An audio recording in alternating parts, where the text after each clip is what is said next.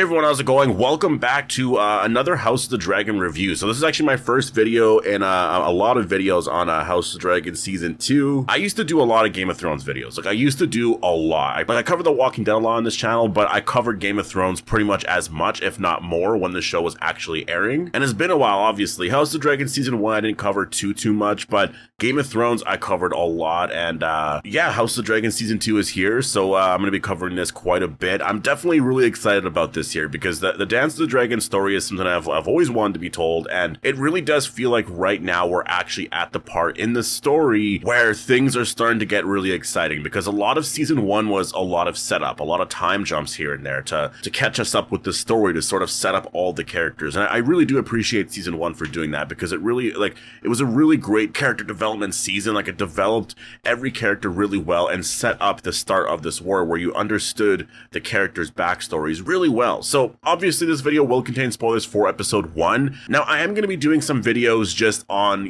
season 2 in general, and I do think I know where this is going to end. I think it makes sense that this is going to be where it ends here based off of the story that we got here in the premiere. So I won't talk about that here in this video because I know some people don't really want spoilers so much from like the books and all of that. So yeah, this will be my test video. If you don't mind spoilers from the books and all that, then I guess I will mention some stuff, but I know some people don't really like that and they just kind of like to, have things more fresh. But anyways, this season here picks up after the craziness of, or the last scene of season 1, where we see Aemond kill Rhaenyra's son, right? And it was a really insane scene to end on. Honestly, I think it was perfect to end that story there, because you just knew what was going to be happening in season 2. Like, as soon as Rhaenyra found out, we didn't really get to see much of a reaction from her because it was kind of the last scene of season 1. But in season 2 here, I mean, she has like no dialogue in this episode besides the fact that she wants to kill Aemon Targaryen. But besides that, it really was her mourning the death of her son, which I think was very appropriate. And with where this ends here, it's perfect setup for the entirety of season 2, because this really is essentially what started the war in Dance of the Dragons. I mean, Viserys' death obviously did quite a bit, but this was something that really escalated it, right? And when you're really looking at it overall, I don't know what Alicent was really, expecting. Like, her reaction is going to be pretty insane. I'm so excited for episode 2 to see, how they respond, because obviously it's going to be, and it's not going to be good for Rhaenyra and Daemon and everyone, but just how everything happened here. It was two really bad accidents, right? With Lucerys' death and then the boy here. Yeah, what we see in this episode, though, is that they're all preparing for war. I mean, they're all under the assumption that this is exactly where it's going. There's no way that they're going to be avoiding this here. Alicent, I think she still is under the belief a little bit that there's a way to sort of get out of this here. That, yes, certain things have happened, but maybe, we can just do certain things where it won't escalate to this point, right? And so I think she still held out that belief. Everyone else in the council, doesn't necessarily believe that, though. They're really much more in, I guess, the realistic possibility, or at least they're being cautious. They're planning stuff. And we see a lot of that in this episode. It's kind of like background stuff. Like, if you're not paying attention to it, you can kind of ignore it all, but I do think that is going to play a role overall in the story, especially with Otto Hightower, in terms of him recruiting other houses to join their cause. That's something that will play a role, I believe, later on this season. We're going to see some stuff there with Aegon most likely getting frustrated with just the process of all of that. Tywin Lannister, that was a really interesting scene, kind of foreshadowing overall, like with Tywin Lannister, or Aegon was joking about having Tywin Lannister be, I guess, basically a horse for his son, right? Like, kind of an insane scene. And I would say Aegon, just in general, like overall, the focus was that he doesn't really necessarily want to be king. Like, he's having a hard time, like, even caring. It's like, obviously he likes the idea of being king, but he doesn't know what kind of king he wants to be. He doesn't want to necessarily follow what everyone else is saying. And Larys Strong, I feel like in this episode, put a lot of doubt in Aegon's head about Otto. Like, I feel like he just kind of seeded that a little bit there. And, based off of Dance of the Dragons, you can kind of see where that's going here. And I just feel like it makes a lot of sense that is going to be a big focus here for season 2, is how Aegon is going to be the king, just in general. How is he going to, rule and make the decisions that he wants to make? Because we saw that a lot in this episode here. He was having a hard time. He did his first new, petition or whatever as the new king, King Aegon. And, there was that scene where he wanted to give the guy his sheep, but Otto's like, well, we use the sheep and all of that for feed for the dragons, and we can't necessarily, we can't give that back to you. And King Aegon, at this point, I think is learning how to deal with people a little bit it here, and just kind of, I guess, how messed up it is to be a king, because Aegon, I think, just wants to help out a lot of people. I think there was a mention of like, you could be King Aegon the generous or whatever, right? Like, I think he just wants to help people and just be really liked. But again, that's why the ending of this episode here was just really, this is going to make him really angry, really upset, and I think we're going to see a much angrier and much more determined Aegon in this season here. Speaking of Larys Strong, he actually does assign Alicent's new staff, and yeah, we'll see where the story goes with him this season, but he's kind of like the Varys character, right? Or like Littlefinger, like he's that type of character right now. So yeah, we'll wait and see where this goes. But we do see Rhaenyra, she's riding to where her son may be. At least they found a wing and I guess part of his clothing or something like that. And yeah, in Dance of the Dragons, they never actually find her son, and he's just gone. Like that's it. So it's unfortunate for her, and this is going to be something that is going to drive her all season here. She wants Aemon Targaryen, and I'm excited to see where this can go for season 2, because based off of the books, I really do feel like this is all going to end with Rhaenyra actually taking back King's Landing, the death of Otto Hightower, and yeah, I won't get into it much more than that, but that's kind of how I see all of this ending here. We see Daemon.